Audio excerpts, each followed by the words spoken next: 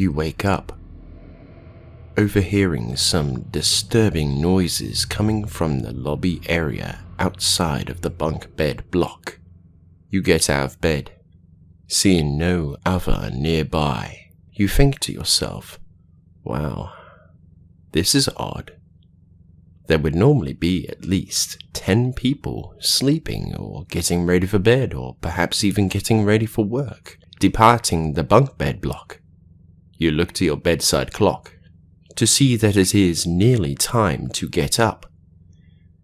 As you are putting your clothes back on and get ready for another long day mining boulders and chunks of rock, you hear an ominous sound off in the distance. Could it be the sound that awoke you? You put your shoes on and begin walking to the end of the sleep block, hearing nothing but your own shallow breaths. You aren't sure why, but you feel as if something is observing your every move, as if something in the shadows is eyeing you up, like the feeling of impending doom clawing away at your mind. As you make it to the lobby door, you hear something shuffling around. You press your ear up to the seal of the door, trying to make sense of what the disturbance is in the room adjacent to where you are located. However, all you hear are whispers.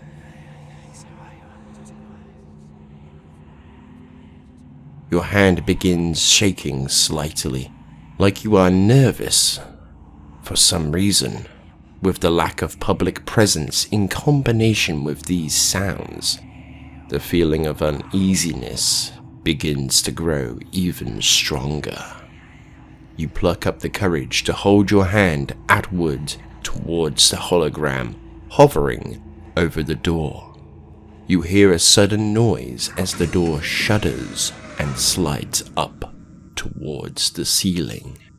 You are soon presented with the lobby area, but the lights are not functioning as they should be.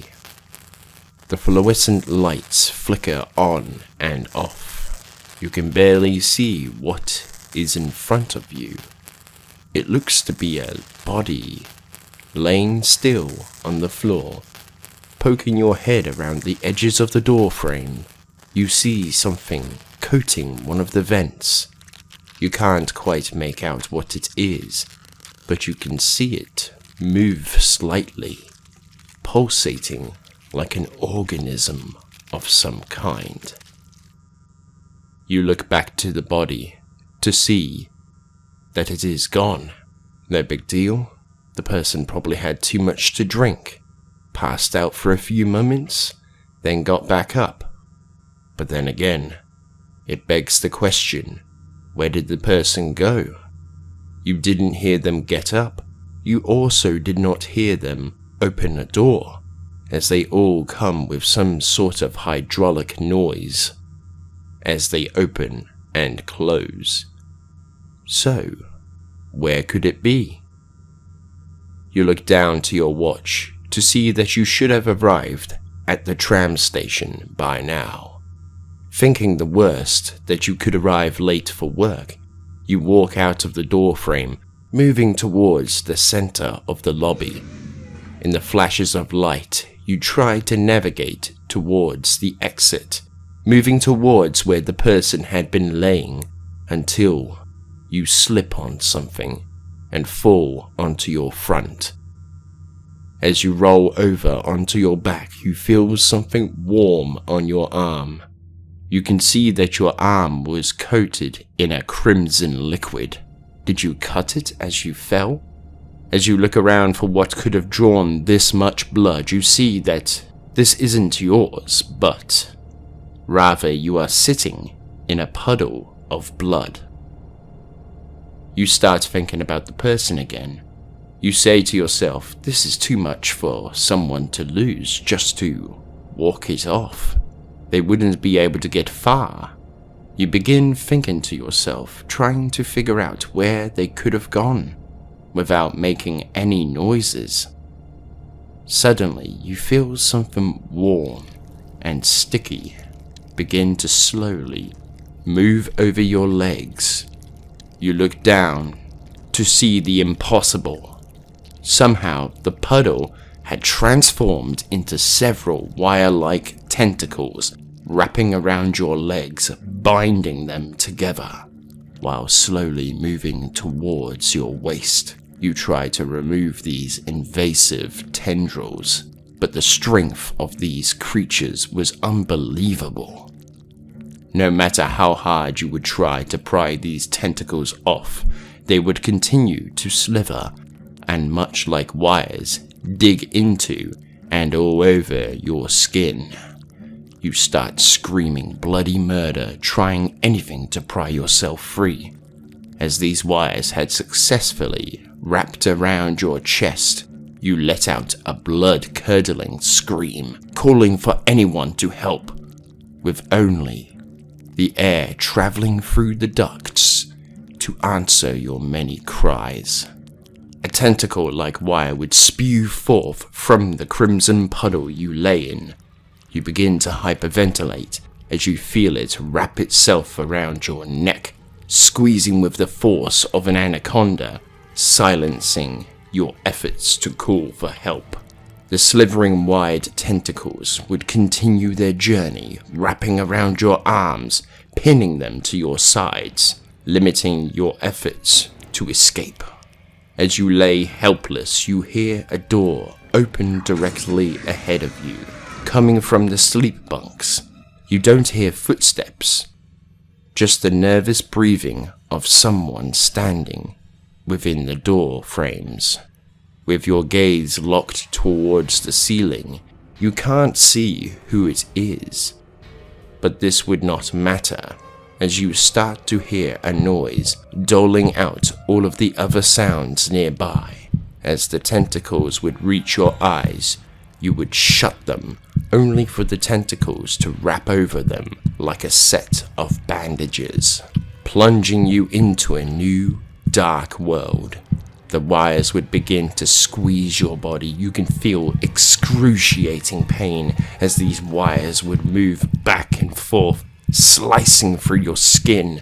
Your heart begins to pound harder, harder than it ever has done prior.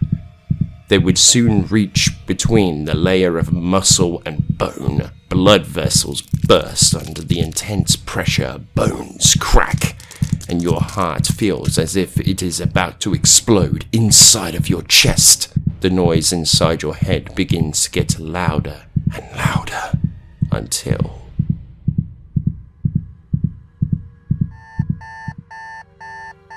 you wake up, lying in your bed.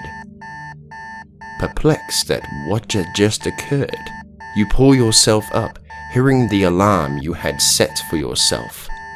It was all just a dream, you tell yourself, feeling a layer of sweat under your clothes. Feeling your heart beat, slowly returning back to normal, you pull yourself out of bed, turning off the alarm. You soon head to the shower room, taking with you some of your belongings. While washing the terror-induced sweat away, you can't help but think about that dream. It wasn't the first time you've had it. It's like your mind is set on replay, trying to tell you something, to warn you of an imminent danger.